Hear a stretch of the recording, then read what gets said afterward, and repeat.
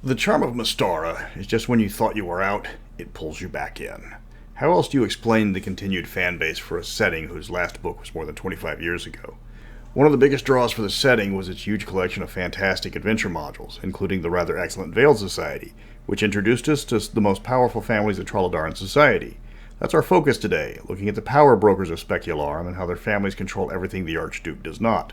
I'm Mr. Welch, and I'm going to make you an offer you can't refuse. When Archduke Stefan arrived in Karameikos, there were 4 traditional families that ruled over Trolodara. While who the king of Trolodara was before the Thracian invasion has never been confirmed, most players believed it to be one of the Marilenev clan, which explains why they fought the hardest against Stefan when he finally assumed control. Now effectively 3 families remain after the utter destruction of the Marilenevs. These families interact with their Thracian lords on various levels, and while most of the families are not nobility, they do have the ear of the ministers and even Archduke Stefan. The first and weakest of the noble families are the Marilenevs, who were the most powerful in Trolodara before the Thracians arrived. The family surrendered during the initial invasion when it became obvious they were no match for the Thracian military, but when Archduke Stefan took over, they saw their chance. Led by Ivan Marilenev, head of the household, the Marilenev clan led a rebellion with the intention of killing Stefan Karameikos and gaining Trolodara its freedom, only for the rebellion to get crushed when Stefan unleashed his forces on the rebels. Baron von Hendrik showed he was a superior tactician and a warrior than Lord Ivan, and gave the rebels no mercy. When the rebellion was over, only Lady Magda remained. Her family was wiped out in the fighting, even her children were killed by orcs in the confusion. Her once great family lay in ruins. Now Lady Magda sits alone with her anger. She's still a landed noble, but her estate rots away as she cares little for its upkeep. She instead spends her time in Specularum just north of her estate. She attends court frequently, acting as a counterbalance to Archduchess Olivia, claiming to represent the Trolodaran people compared to the ruling Thracians. In secret, she looks to bring down the government and restore the Trolodarans to self-rule, with the Marilenevs as the new royalty. But she is toothless in this aspect, as she alone remains of her family. She holds grudges against her old allies, the Torinescus, and cares little for the people that she governs. When she finally passes away, her family line dies with her.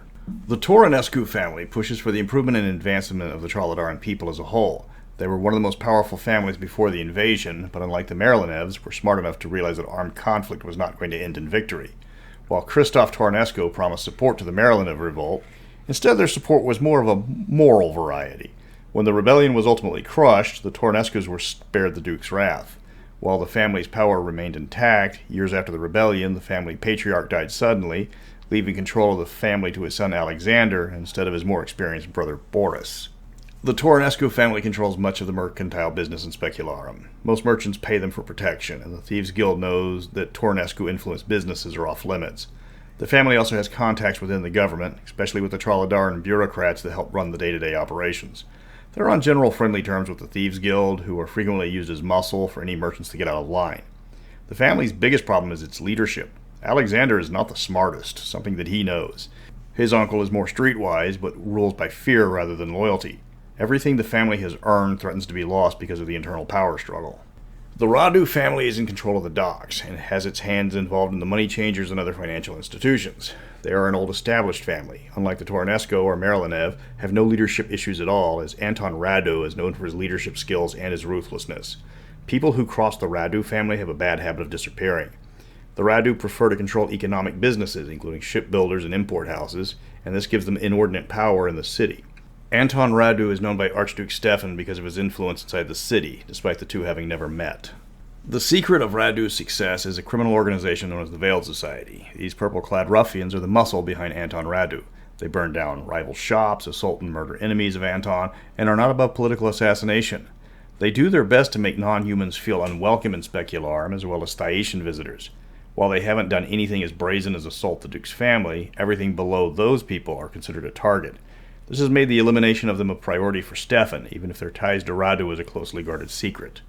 The Vorlai family is the only Thracian family with any power inside of Specularum. While the city of Vorlai itself is nearly 100 miles south of Specularum, Baron Vorlai's investment in trading means his family is very well represented inside the capital.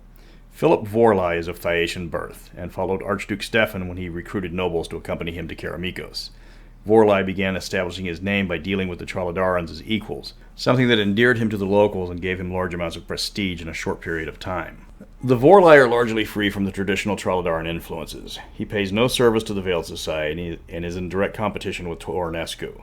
The other houses see him as an upstart, trying to corrupt the traditional Traladaran ways with his presence. Vorlai is a master at avoiding the traps set for him by his rivals, circumventing their plot and outsmarting their schemes. He is a favorite in the ducal court, as his money helped fund the navy and several other civic projects.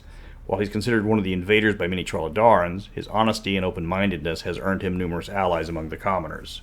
The families concentrate their power inside of Specularum. While some of their influence can reach to other cities in Karameikos, this is rare. Open warfare between the families is almost unheard of. They are all literally under the eyes of Archduke Stefan, and causing trouble might cause a crackdown that would be bad for all of them. Strangely enough, the families protect Karameikos and its people from worse threats like the Iron Ring slavers. Anton Radu might control a small army of brutes and cutthroats, but even he draws the line at slavery. If the Iron Ring tries to operate inside the city, the families will temporarily put aside old rivalries and deal with the mutual threat before returning to their backstabbing ways. The families of Karameikos are a constant source of adventure hooks. Players can always find work with the families, though the legality of such work will be quite suspect. Missions can include protecting merchants from shakedowns, stopping assassinations, and even helping negotiate truces between the families if a larger threat raises its head. Native Karameikos characters might already be part of one of the families, tying them to more of the criminal elements. Next week, we are looking at some of the more exotic monsters of Mystara, the dangerous false dragons. These are cousins to the true dragons, but are often of animal intelligence or were created for a single task.